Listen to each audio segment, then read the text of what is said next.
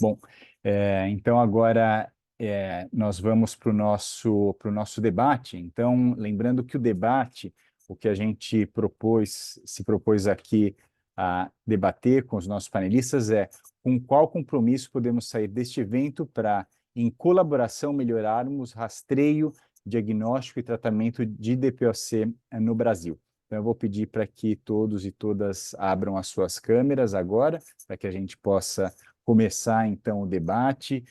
Muitas questões já foram colocadas aqui através do chat e do Q&A. Vou pedir para quem nos assiste para continuar mandando as suas perguntas e comentários, tanto aqui no Zoom como no YouTube também. Quem manda pelo YouTube também chega aqui para nós, as perguntas e comentários. Muito bem. Bom, eu acho que a gente pode começar aqui. A Thelma Neri, ela colocou uma série de perguntas no nosso Q&A, né, e algumas já há algum tempo, inclusive, e eu verifiquei que o Paulo gostaria de responder essa pergunta, essa primeira que ela colocou, que estudo de São Paulo aponta que regiões com maior dispensação, autorização de medicamentos tiveram menor taxa de mortalidade por DPOC. Fundamental, então, garantir medicação. Podemos comentar sobre o acesso. Parabéns pelas abordagens. Obrigado, Marcos, por passar a pergunta. Obrigado, Thelma, pela sua colaboração. Aliás, excelente colaboração. Um abraço para você. Eu acho que, assim, como produto desse fórum, né, e a proposta do encaminhamento do Marco é muito relevante, né, eu acho que a gente poderia emanar daqui um conjunto de recomendações que poderia ser, né, tanto para o atendimento no sistema público de saúde quanto no sistema privado. Então, nós vimos que temos vários aspectos. Então, essa questão do acesso é muito importante. Então, acesso à medicação, os estados que estão dando acesso à medicação, eles diminuem a taxa de exacerbação. A exacerbação é um grande driver da diminuição da qualidade de vida e dos custos, como a gente viu, 55% dos custos. Então, a gente poderia subdividir, digamos assim, vários aspectos. Nós precisamos de uma atenção médica qualificada, treinada e hierarquizada. Então, assim, como o Mark e vários dos nossos panelistas falaram, né, o primeiro ponto de contato desse paciente vai ser na atenção básica. Então, nós temos que treinar o médico da atenção básica para pensar em termos de TPOC, né? O paciente que tem alguma exposição ambiental, que fuma, que tem fumo passivo, que trabalha ou trabalhou em mina, etc., a gente tem que fazer um algoritmo, né, alguma coisa, uma cartilha, para educar esse profissional de saúde e chamar a atenção mais. Né? Quer dizer, um bom manejo da DPOC inclui a prevenção das exacerbações, e a prevenção das exacerbações leva à necessidade de vacinação, de cessar tabagismo e tudo mais. O próprio tratamento das exacerbações, né, nem toda exacerbação precisa de antibiótico, então manejo adequado. E também, se a gente for considerar também para o universo privado, não é? Então, por exemplo, os empregadores também deveriam fornecer, assim, do ponto de vista público, a gente poderia ter campanhas, né? Por exemplo, se você tem falta de ar, procure seu médico de atenção básica, né? Se você tem tosse com catarro durante mais de 3 meses durando, você pode ter a tal da DPOC, que a doutora Ângela falou, né? Então, assim, é importante, né, que as informações sejam fornecidas para os trabalhadores e sejam fornecidas para o SUS, que os trabalhadores, os empregadores pensem também assim num plano de benefícios para os funcionários, né, que haja, por exemplo, que a empresa, digamos assim, patrocine, né, ou que tenha um plano que a coparticipação seja menor, que tenha custos mais baixos para fazer os testes, né? Buscar, né, no caso de você ter exacerbação entre os seus funcionários, você também teria uma rede preferencial de alto desempenho para manejar esses pacientes, já que isso vai gerar incapacidade laborativa deles, diminuição da qualidade de vida, né? O presenteísmo, a diminuição da produtividade dele no trabalho. Então, tem esses vários aspectos que deveriam ser considerados nesse manejo, né? Uma excelente pergunta. Espero ter respondido e os colegas podem agregar né? Mais a minha resposta. Obrigado. Ótimo, Paulo, muito obrigado. Como o Mário falou bastante, né, sobre o acesso aí ao tratamento, se ele quiser fazer um comentário rápido também sobre essa pergunta. A gente verifica que o acesso ao tratamento ele precisa de ser requalificado. Eu acho que todo mundo colocou aqui. Eu gostei muito da fala da Maria José, que ela aponta como o PSF como a porta de entrada. O PSF foi pensado para resolver 70% a 80% dos problemas de saúde. E hoje é um grande encaminhador. Ele passou a ser o desordenador do sistema. E ele gera uma pressão muito grande na atenção especializada. E como é que a gente pode resolver isso?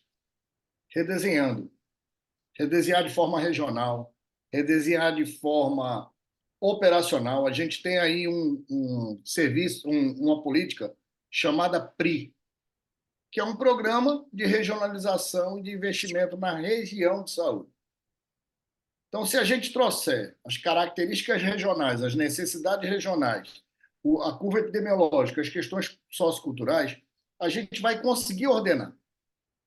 De alguma forma, a gente vai desestrangular essa rede, que hoje se encontra estrangulada. Então, a gente precisa pensar juntos e trazer o protagonismo ao paciente. Por quê? Porque se a gente não ouve o paciente, a gente tem 99% de chance de errar. Isso a gente conversou com o Vandilson, isso a gente conversou com o Paulo, isso a gente conversou com a Sociedade Brasileira de Pneumologia, com a doutora Ângela Ronda, que é uma expert nessa discussão, está aí há anos militando nessa área. Então, a gente precisa trazer um protagonismo cada vez maior. A Conitec acertou muito agora na história do paciente, eu não lembro o termo agora, mas é paciente testemunho, para as incorporações da Conitec. Mas ainda é uma gotinha que a gente precisa requalificar e ampliar. Então, para a gente requalificar o acesso, a gente precisa pensar diferente, pensar fora da caixa. Porque se hoje está com problema da atenção básica, que era o resolutivo, estrangular a atenção especializada, alguma coisa a gente vai ter que encontrar aí para reduzir a pressão no sistema. Ótimo, muito obrigado, Mário. A Ângela levantou a mão. Ângela, fique à vontade, né, se você quiser comentar essa questão também, mas eu vou te pedir se você quiser falar também sobre a experiência do PROAR na Bahia, também seria ótimo. Não, perfeito, Mark, obrigada. Eu vou começar de trás para frente, que o Mário e o Paulo estavam falando da parte do acesso ao medicamento. Acho que melhorou muito. A gente sempre vem falando que a pandemia positivamente trouxe essa visão das doenças respiratórias, né? Antes, as doenças respiratórias elas não faziam parte do conglomerado de preocupações das doenças crônicas, e agora sim elas aparecem. A população geral agora sabe o que é pulmão também, e eu sempre brinco, as pessoas que me conhecem falam sempre, eu sempre falo isso, que eu não preciso mais explicar o que é um pneumologista, né? Então, acho que a gente realmente está no momento que de fato é sensível para a população, é sensível para os gestores, é sensível para os profissionais de saúde.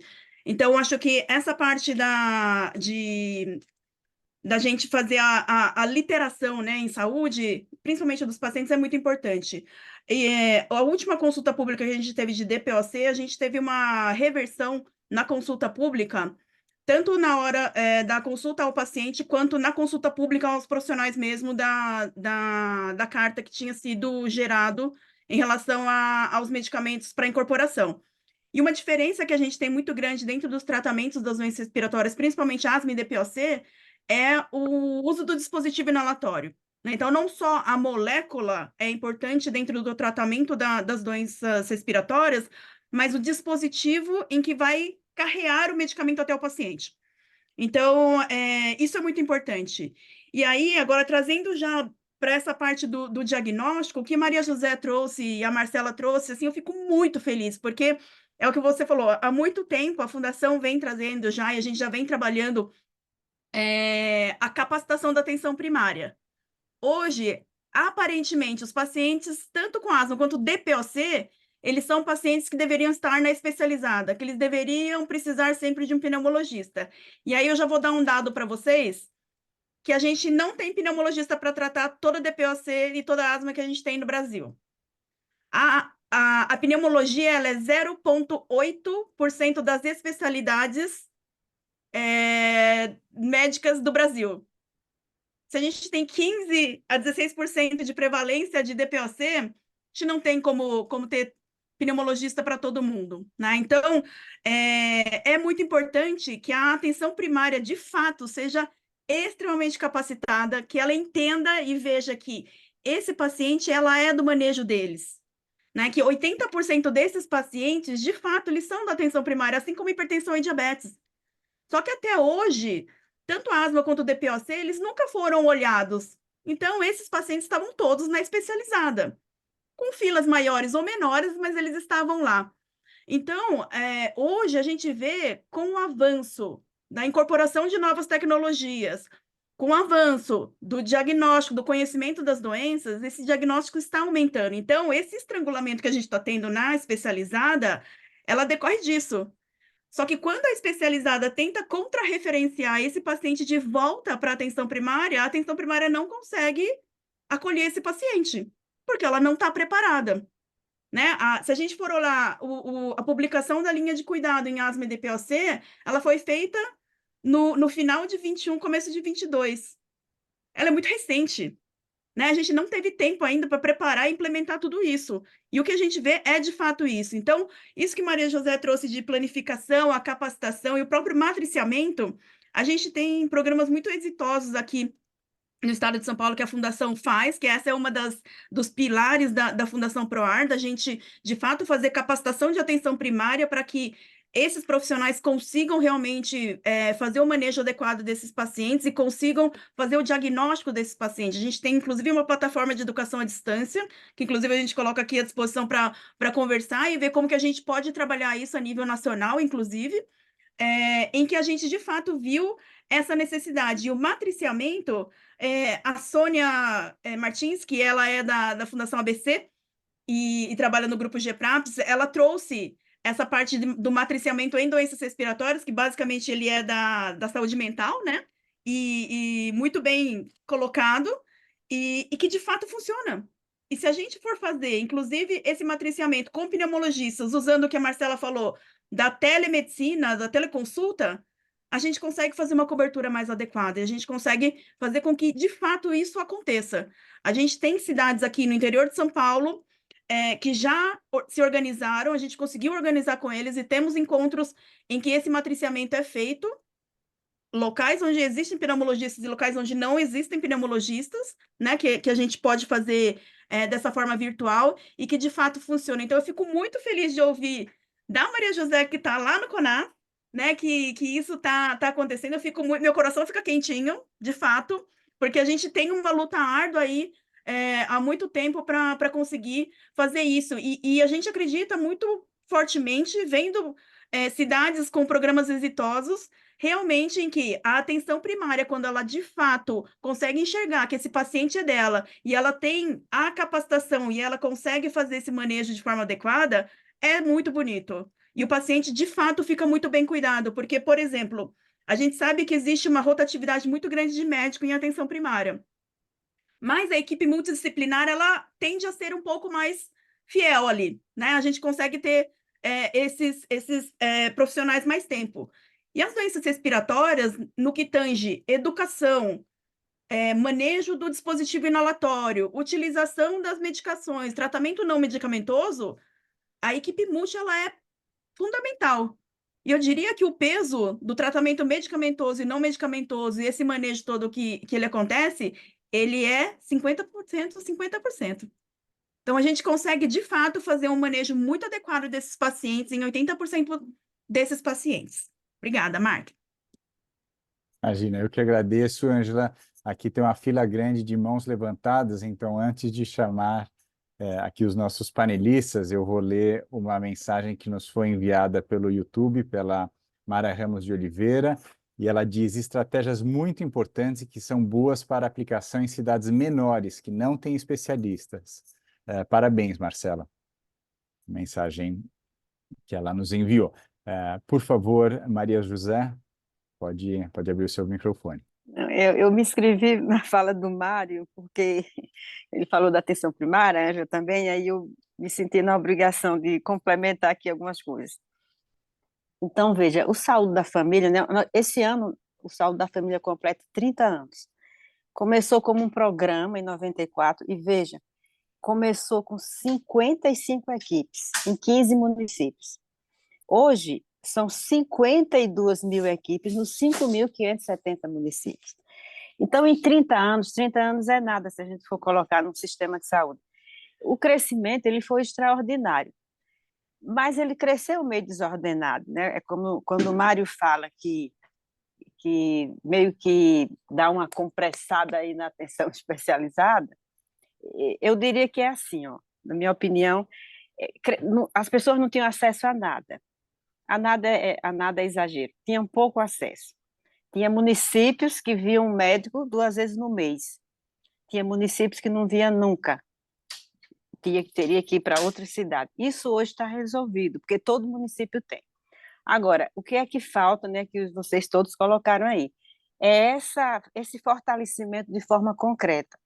Porque, veja, dessas 52 mil equipes, nós só temos, vamos falar do médico, nós só temos médico que fez uma formação em saúde da família e comunidade um pouco mais de 6 mil. E não estão todos no SUS. Eles estão em diversos locais, na gestão e tudo mais. Então, tem uma quantidade aí falando só do médico, mas isso vale para todo mundo.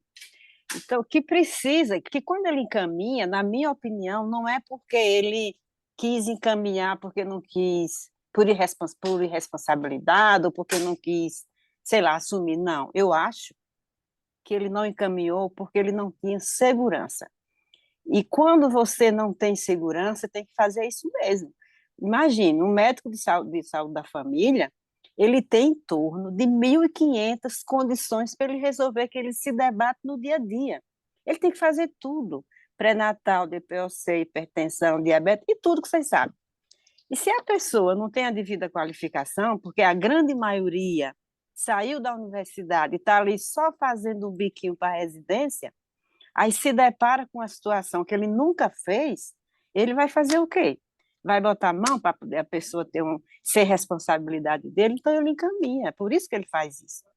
Então, nós temos que, e é por isso que a gente está nessa luta aqui da planificação há bastante tempo, porque é nossa responsabilidade, quando eu digo nossa, é dos gestores do SUS, Estado, município e União, é nossa responsabilidade capacitar essas 52 mil, mas não é dar curso, porque curso não muda a atitude de ninguém. Você tem que fazer uma coisa mais agressiva, tipo assim, ó, tutoria mesmo. Preciso de pré-natal? Não é um curso de pré-natal de 1 ano. Não, são cursos curtos que o profissional aprende no outro dia está colocando em prática. É isso que a gente tem tentado fazer para poder diminuir esses encaminhamentos, melhorar a resolutividade. É como a doutora Ângela diz, nós não vamos ter especialista em área nenhuma para esses 5.570 municípios, isso é inviável. Então, nós temos que fortalecer a primária, estratificar os riscos, como a Marcela colocou, e garantir que quem precisa do especialista tenha o acesso, né, de ir. E eu queria fazer um convite, Marque, aqui para vocês todos. Como eu falei, o Berlândia é nosso centro colaborador.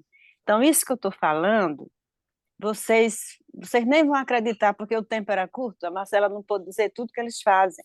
Então, quero convidá-los, se quiserem ir, para vocês verem como que esses planos de cuidado que ela falou, o autocuidado apoiado, como que isso é feito com essa integração entre a atenção primária e especializada, onde os profissionais atendem individualmente, depois se reúnem de forma coletiva, fazem um plano de cuidado e a atenção primária é quem dá conta disso, matriciado por especialista.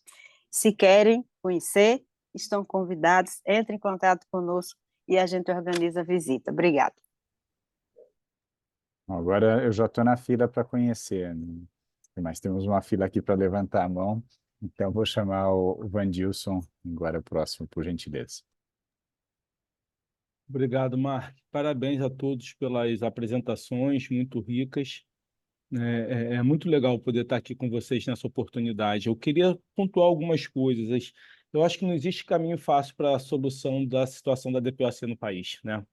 Não tem nenhuma história rápida que a gente consiga mudar esse cenário, até porque o problema da DPOC não é só no Brasil, é global. Se a gente pegar os dados epidemiológicos, isso é mundial, né? Mas eu acredito muito no poder dessa parceria público-privada pelo tamanho do problema que a gente está envolvido, que a gente está vivendo. Eu posso falar por mim, pela minha experiência na empresa onde eu estou inserido, por exemplo, dentro dos programas de subdiagnóstico que nós temos hoje, a questão da espirometria. Eu trouxe um dado para você de epidemiológico de Goiás, onde 5% dos pacientes com diagnóstico tinham passado pelo exame de espirometria. O SUS faz algo em torno de 40 mil espirometrias por ano, tá? E a GSK, por exemplo, eu sei que outras empresas trabalham nesse sentido também, auxiliando, fazendo parceria público-privada. Eu posso trazer os nossos dados. Só no ano passado nós fizemos algo em torno de 30 mil espirometrias. Adicionalmente, a gente está muito engajado também com esse projeto de educação. E eu me coloco aqui, tá, Maria José, à sua disposição aqui, assim como eu coloco na disposição da Marcela e de outros centros, da Ângela Ronda, como eu venho trabalhando com a Suzana também em Botucatu, com essas parcerias públicos-privadas para o desenvolvimento, a capacitação da atenção primária. Nós temos um projeto de mentoring também, em colaboração, que a gente pode tentar minimizar isso. A gente não está falando de atividade promocional, a gente está falando de atividade não promocional. É levar informação mesmo, tá? Nesse mesmo estudo de Goiás, 50% dos pacientes que tinham sintomas respiratórios nunca nem ouviram falar que eles tinham que parar de fumar, que eles tinham DPOC. São coisas que parecem ser básicas, né? Para a gente falar que o paciente ele tem que evitar a exposição ao agente nocivo, ou seja, parar de fumar. Então, adicionalmente, quando a gente traz esses exemplos bonitos, como o da Marcela em Uberlândia, né? Há pouco tempo atrás eu tive com o professor Luiz Fernando, né? Que tem uma participação importante, né, nesse projeto da DPOC. A Sociedade Brasileira tem um projeto da DPOC querendo levar espirometria e teleatendimento, né, a nível nacional. A gente observa esses belos exemplos normalmente em estados que têm uma nota técnica mais permissiva, que têm um acesso mais abrangente. Hoje, no Brasil, para você ter ideia, nós temos apenas 4 estados que permitem o clínico realizar o tratamento da DPOC. São Paulo, Rio Grande do Sul, Minas Gerais e DF. Como que a gente vai querer que esse paciente se empodere, né? Se a gente tem uma nota técnica, se a gente tem um protocolo restritivo, aonde na maior parte do país só o pneumologista, só o 0,8% dos especialistas são responsáveis por manejar a doença. A gente precisa trazer esses pontos, essas dores para discussão, e eu acho que facilita muito quando a gente tem um protocolo federal mais abrangente, né? Como, por exemplo, nós temos apenas 4 estados também, hoje em dia, que tem uma tripla terapia fechada. Disponibilizar o medicamento, a incorporação, eu sei que o que a gente vem fazendo até hoje pelo SUS é lindo. A atualização do protocolo federal de 2021 foi um salto gigantesco, mas não quer dizer que a gente não possa continuar a melhorar. Né? Quando você tem que melhorar a adesão do tratamento medicamentoso, a gente sabe que metade dos pacientes não tem uma boa adesão ao tratamento. A professora Ângela trouxe aqui a dificuldade da escolha do dispositivo, da utilização do dispositivo. Imagina quando você tem que pegar medicamentos em locais diferentes, né? Manejar dispositivos diferentes. Ou seja, a partir do momento que a gente tem uma diretriz nacional que abranja outros profissionais, o profissional da atenção primária, para manejar esses pacientes, tenha novas tecnologias que facilitem a adesão ao tratamento medicamentoso, eu acho esse um passo extremamente importante que a gente dá também para poder cascatear isso aos níveis estaduais, aos níveis municipais, né, para a gente mudar um pouco o panorama da DPOC. Isso a gente está falando de tratamento medicamentoso, a gente está falando do médico, tá? Mas a gente sabe que o tratamento da DPOC ele é muito mais complexo, né? Não é só o tratamento medicamentoso. Um dos problemas que nós temos gigantescos, só para finalizar aqui, Mark, é a questão da vacinação. A vacinação do adulto para evitar a ocorrência das exacerbações, como o professor Paulo trouxe. O que a gente tem de pior a nível de gasto público são as exacerbações. E muito pode ser evitado através de uma vacinação. evitar que esse paciente fique mais susceptível a infecções respiratórias. Então, a gente precisa também abordar outras questões relacionadas ao manejo do paciente com DPOC, né, desde a prevenção ao tratamento e a capacitação de outros profissionais, para que a gente possa estar mexendo um pouquinho em cada parafuso dessa grande engrenagem que nós temos, que é o problema da DPOC a nível nacional. Obrigado aí pela atenção, pessoal. E me coloco à disposição de coração como um parceiro para ideias, assim como eu venho já perturbando a professora Ângela, né? Espero ter oportunidade de estar mais próximo da Marcela e da Maria José, para que a gente possa elaborar projetos realmente que a gente possa estar mudando, né? Fazendo a diferença no cenário da DPOC no nosso país. Obrigado. Muito obrigado, Vandilson. Colocações aí muito importantes, né? Você falou da vacina, nós fizemos há poucos dias, na sexta-feira, né, passada, um evento exatamente sobre vacinas, né, para adultos, né, e o desafio que é a baixa cobertura vacinal e os riscos, né, para esses adultos que não estão recebendo a vacina, né? Então, é claro, esse é um deles, né, da exacerbação para pessoas que têm alguma condição respiratória crônica e não estão recebendo a vacina que deveriam, né? Bom, além disso, eu vou destacar outros dois pontos que você colocou. Um deles é sobre as parcerias público-privadas, que, como a própria Maria José já disse, né, o próprio CONAS está desenvolvendo parcerias, né, com instituições aqui importantes, né, sobre esse tema. A gente já assistiu alguns municípios também firmando parcerias aí né, com a indústria, né, e com organizações do terceiro setor e conseguiram avançar muito em termos de diagnóstico precoce, né, e otimização do tratamento de DPOC. É claro, a gente aqui está falando de DPOC, mas também de outras condições. E por último, não posso deixar de mencionar, porque né, você citou a Ângela também, que é o dispositivo que a pessoa vai usar, né, e que isso vai aí garantir né, o Mário também colocou, né, a participação da pessoa que tem DPOC ou que tem a condição crônica ali na decisão do que vai ser incorporado, né, da política pública que vai, né, que na realidade vai afetá-la, né, digamos assim, né? A gente tem trabalhado muito, o Fórum tem colaborado muito com a OMS, inclusive, no sentido de discutir a importância do engajamento significativo da pessoa. Então, não adianta muitas vezes a gente fazer com a maior das boas vontades um programa, uma política, mas que a pessoa que tem aquela condição não se vê assistida, né? Ela não se acha ali, né, assistido ou usando aquele medicamento, aquele dispositivo que foi incorporado, ela não consegue, ela tem dificuldade. Então, por isso é fundamental que a pessoa participe dessas decisões, né? Ela tenha voz ativa, né? Então, esse engajamento significativo é fundamental durante todo o processo do desenvolvimento das políticas públicas e dos programas de saúde, não só no desenvolvimento, mas depois no acompanhamento, na implementação também. Isso a gente tem visto de forma muito positiva. Muito bem, vou chamar então agora a senhora Alcina, por gentileza. Ponto é rápido. É só dizer que também a nossa grande preocupação também com a questão da fixação desse paciente, dessa pessoa com DPOC nos ambulatórios de atenção especializada. Então, nós aqui na Bahia, as policlínicas, ela tem uma estratégia de não permitir não fomentar a fixação. Então, é preciso também que a gente avance muito na atenção primária, e aí a planificação, embora a gente na Bahia esteja um pouco atrasado com relação à planificação, mas José sabe o que é que a gente pensa sobre isso, mas é preciso que a atenção primária se empodere e ela passe a fazer a gestão do cuidado desses usuários, sendo matriciados pela atenção especializada. Não é possível, em hipótese alguma, a gente pensar em ficar assumindo a atenção especializada ambulatorial, ficar assumindo como único ponto de atenção o cuidado à hipertensão diabética a pessoa com DPOC.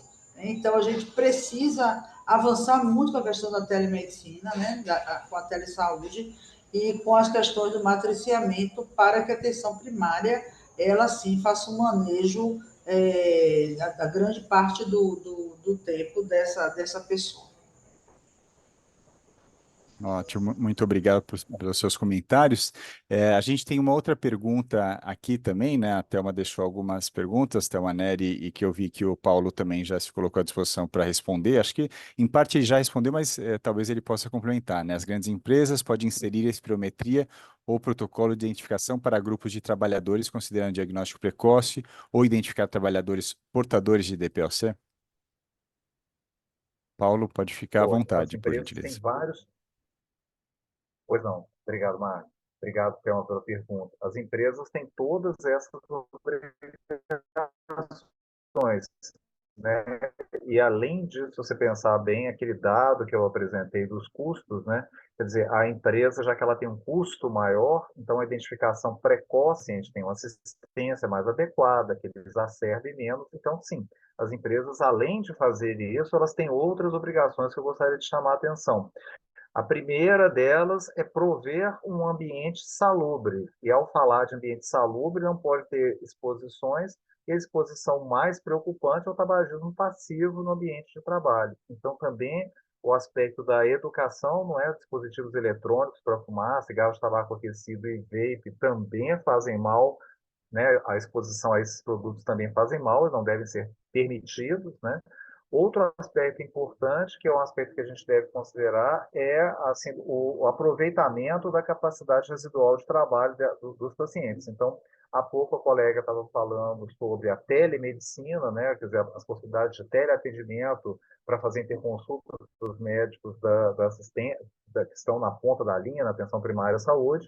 Então, um aspecto bastante interessante seria, né, utilizar essa capacidade residual de trabalho, evitando que o paciente tivesse que deslocar. Então, as modalidades de teletrabalho seriam muito interessantes. Então, além de ter todo um sistema que fosse um sistema mais lógico, que permitisse o diagnóstico mais precoce, com todos os cuidados de readaptação do funcionário, que inclusive incluam a questão da possibilidade do teletrabalho para essas pessoas, porque não indo nas empresas eles vão ficar menos expostos, por exemplo, a infecções viróticas de colegas de trabalho, as questões de vacinação que já foram faladas aqui.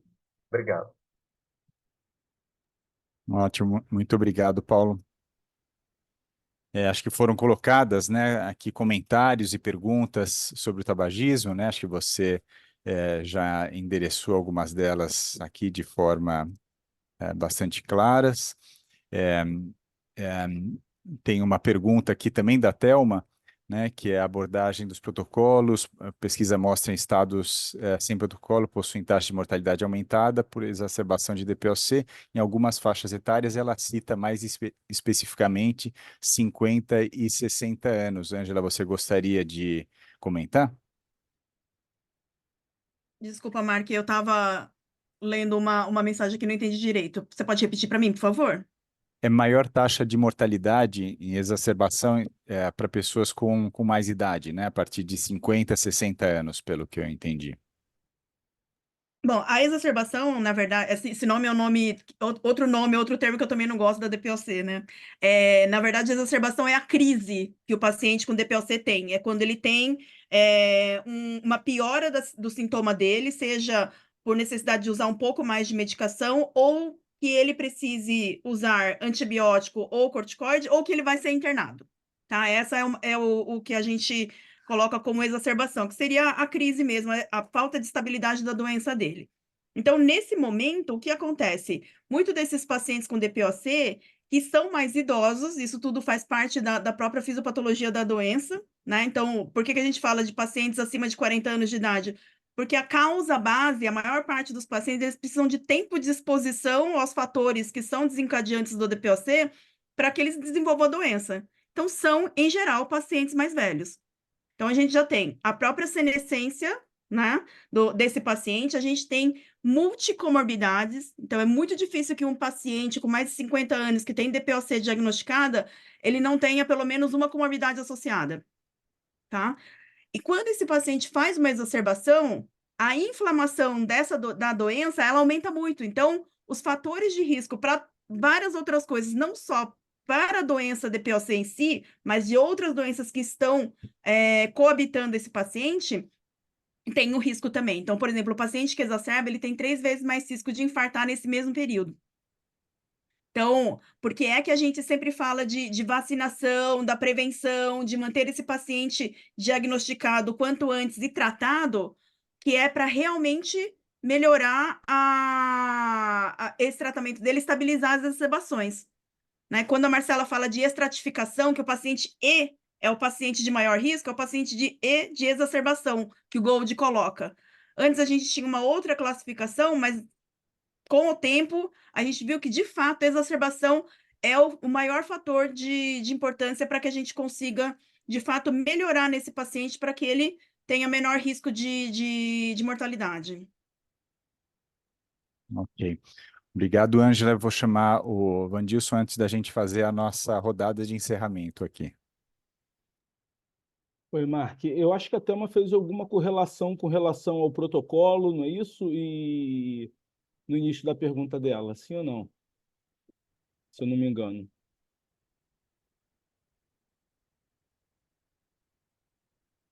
Porque os estados que normalmente não possuem uma nota técnica, né, seguem literalmente o protocolo federal, por exemplo, esses que os clínicos não podem atender, são os estados que têm um menor índice de diagnóstico. Então, por exemplo, quando você pega estados onde o clínico está participando ativamente do manejo da doença, o número de pacientes diagnosticados e tratados é muito maior do que os estados onde só o especialista pode tratar.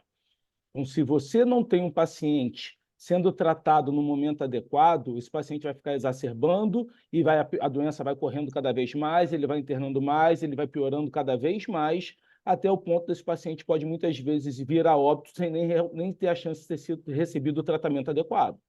Eu acho que isso é uma cadeia do que a gente tem hoje no nosso cenário. Tá?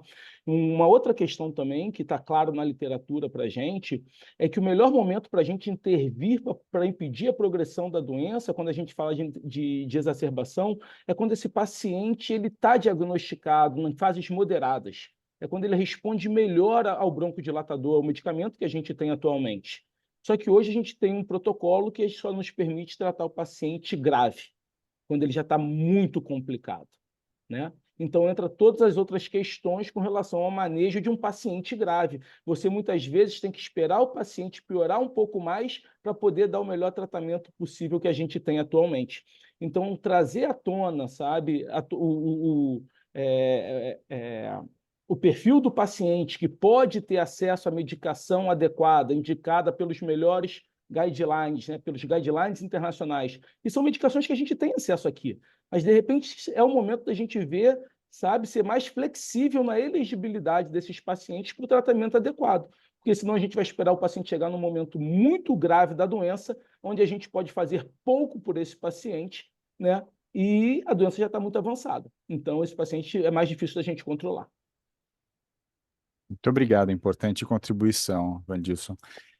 Bom, eu vou agora pedir para que a gente faça uma rodada, né, de despedida, né, de encerramento, e vou pedir para que cada um procure responder, então, né, como a gente já viu aqui, que é fundamental todos os setores, todas as instituições, com o compromisso, né, para que a gente possa avançar no diagnóstico e tratamento da DPOC, é exatamente isso que a gente vai querer saber, né, então...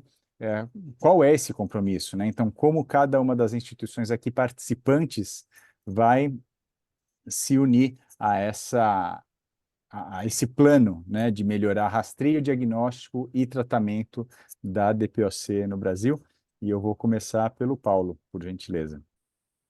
Obrigado, Marco. Eu acho que é um desafio enorme, né, Marco? E eu acho que o fato, acho que sermos catalisadores desse processo no Brasil é muito importante. Então, digamos assim, nas duas avenidas, né, na avenida do mundo privado, que a gente vê hoje em dia que muitos dos pacientes do mundo privado, entre aspas, não são só do mundo privado, eles recorrem ao SUS para terem acesso às medicações do PCDT. Então, é um mundo que é misto. Então, eu diria assim, em relação à parte que me coube, né, foi a questão de custos, essas coisas todas.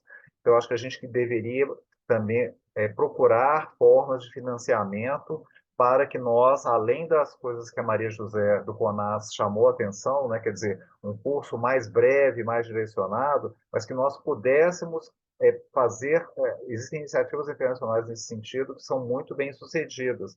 premiar aquelas instituições de cuidado primário, né, aqueles núcleos de saúde da família, né, de atenção primária, que tenham melhores desfechos. Então, se você, por exemplo, tem uma realidade e você consegue melhorar aquela realidade, prevenir exacerbações, então você deveria ter uma forma de premiar, né, assim, manter essas pessoas engajadas, né. Eu acho que para as próprias empresas é importante a gente ter estratégias de engajamento, e hoje em dia falar de engajamento é falar de rede social. Então, assim, a gente considerar também o papel que as redes sociais podem ter na própria educação dos próprios pacientes e das próprias empresas, e até mesmo no fornecimento, às vezes, de suportes e orientações para, por exemplo, no momento de exacerbação, né, o paciente já está adequadamente orientado, mas ele ter algum aplicativo ou ter algum estímulo, né, em termos de rede social, de aplicativo para assim, a educação é essencial, né? Então, a DPOC a exacerbada, o paciente tem que ter uma variação além do que é o normal dele, né? Então, ajudar o paciente através desses múltiplos canais, educação médica, né? Na consulta com o paciente e também através de aplicativos e mídia social, seria um aspecto bastante interessante. Estamos juntos nessa luta. Vou levar isso tudo à doutora Margarete. Muito obrigado, Paulo. Sem dúvida, fundamental aí o papel da SBPT, né, com todo o seu conhecimento para poder auxiliar, né, tanto o setor público como o privado, quanto as instituições do terceiro setor, para que a informação, né, a educação seja o mais atualizada possível e a gente, né, possa realmente capacitar tanto profissionais de saúde como a população em geral de forma adequada. Maria José, por gentileza. Eu vou aproveitar meus últimos minutinhos aqui para duas coisas que eu esqueci de falar, né? O Mário falou do PRI, o PRI. Então, o PRI é o Planejamento Regional Integrado, que acontece em todos os estados, em todas as regiões, em momentos diferentes, mas acontece. Isso é importante porque no SUS a gente não tem muita cultura de trabalhar com planejamento, e nada na vida vai para frente se você não fizer um bom planejamento. Então, esse PRI, né, ali quando os gestores se reúnem, então é discutido quais são os principais problemas ali naquela região. Então, aqueles principais problemas que são identificados são esses que a gente tem que prioritariamente trabalhar em cima. Então, isso é uma coisa importante. E a outra coisa é com relação ao telesaúde. Nós temos, existe uma coisa chamada PROAD, não sei quanto vocês conhecem, mas o PROAD é os hospitais de excelência, que todos estão aí em São Paulo, e mais um no Rio Grande do Sul, que é o Moinhos de Vento, onde a gente tem essas parcerias. Então, o tele a gente tem com todos os hospitais, em todos os estados do Nordeste, em todos do Norte e do Centro-Oeste, e agora estamos trabalhando para fazer o projeto no Sul. Mas e isso tem sido muito importante, porque naquelas localidades onde tem dificuldade do especialista, que como a Alcinda colocou e vocês todos têm mesmo, o tele vem supre essa deficiência, porque o especialista, junto com o da atenção primária, tem feito os atendimentos com o usuário ali na tela, e isso tem sido um sucesso. Isso não era possível antes da pandemia, mas agora, como vocês sabem, já há uma regulamentação pelo CFM, então isso é cada vez mais forte e eu acho que não tem volta. É uma coisa que a gente tem que se acostumar. É claro que nunca nada vai substituir o presencial, mas se você não tem, não é justo que alguém não tenha direito a um especialista porque ele não existe lá, quando tem essa ferramenta. Obrigada pela atenção, mais uma vez estamos à disposição. Parabéns pela iniciativa. Muito obrigado, Maria José. Acho que foi, né, assim, maravilhoso para todos nós saber desse compromisso do CONAS, levando aos diferentes estados essa oportunidade incrível, né, de capacitação dos profissionais, né, e de telemedicina também. É muito importante. Ângela, por gentileza. Bom, Mark, a Fundação ProAr está sempre à disposição para colocar todo o nosso conhecimento, toda a nossa experiência. A gente tem muita vontade de ajudar e fazer, e colocar realmente as doenças respiratórias no patamar onde elas devem estar, para que pacientes, de fato, hoje, com tudo que a gente conhece, tem de avanço da medicina e de tratamento, pacientes morrerem pela doença é inaceitável. Então, confirmo aqui o nosso papel de estar sempre junto com vocês em qualquer momento, em qualquer necessidade, para que a gente possa sempre ajudar. E acho que esse fórum intersetorial é o melhor modelo para que a gente, até mesmo como cidadão, né, sociedade civil organizada, consiga fazer alguma coisa. Porque aqui trazendo o ponto de contato de cada um com a sua expertise, a gente consegue levar mais longe. Então, fica aqui o nosso papel à disposição de todos. Obrigada. Muito obrigado, Ângela, e aproveito para mencionar que a Ângela e o Paulo são membros do GT, de Condições Respiratórias Crônicas, do Fórum CCNTs, já há muitos anos, né? A Ângela, inclusive, estava à frente no ano passado desse GT, e esse GT tem um plano esse ano que está muito ligado com tudo que a gente discutiu hoje, e por isso eu aproveito para convidar, né, os demais participantes deste painel também, se tiverem interesse em fazer parte do GT, que entrem em contato conosco. Será um prazer incluí-los também nesse GT para unirmos esforços. Vandilson, por gentileza. Oi, Marco, eu queria finalizar agradecendo mais uma vez a oportunidade, falando que foi um prazer estar dividindo esse espaço aqui com vocês, aprendendo com vocês. E, em nome da GSK, eu quero reforçar o nosso comprometimento em estar trabalhando ao lado dos diferentes setores, dos diferentes parceiros, né, em prol de melhorar a jornada do paciente, melhorar a condição, né, a situação da DPOC no âmbito nacional. Então, por favor, fiquem à vontade para entrar em contato com a gente. Pode ter certeza que eu vou tentar entrar em contato com vocês, com as diferentes pessoas que estão aqui, para que a gente possa amadurecer projetos, trabalhar juntos para poder mudar essa história. Um abraço. Obrigado mais uma vez. Muito obrigado, Vandilson. Marcela. Boa tarde, né? Eu queria agradecer também a oportunidade.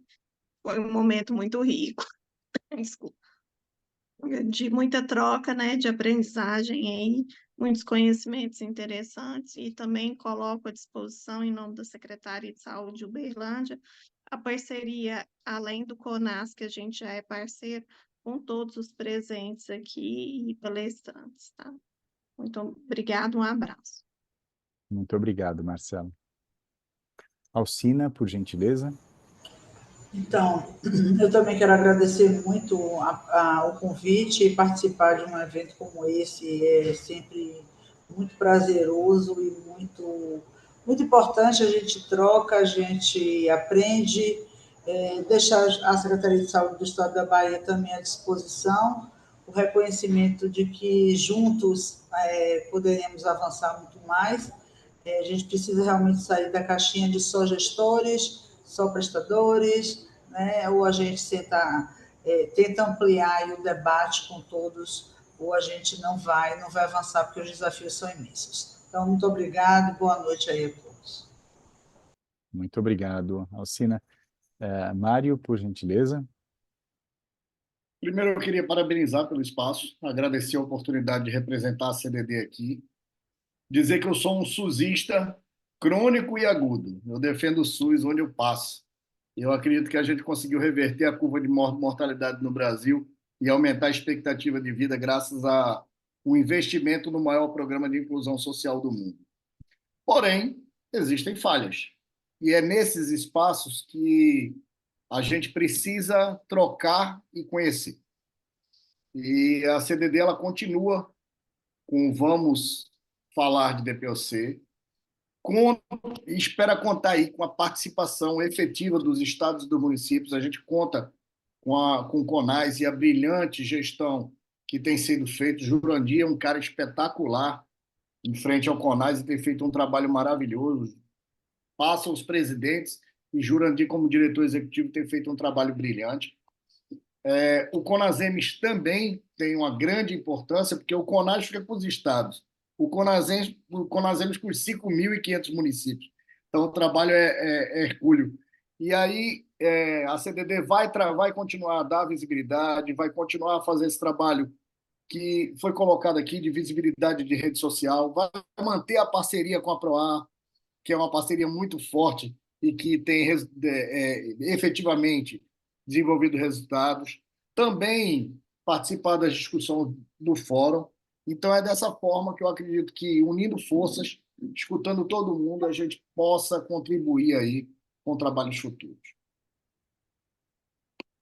Excelente, muito obrigado, Mário.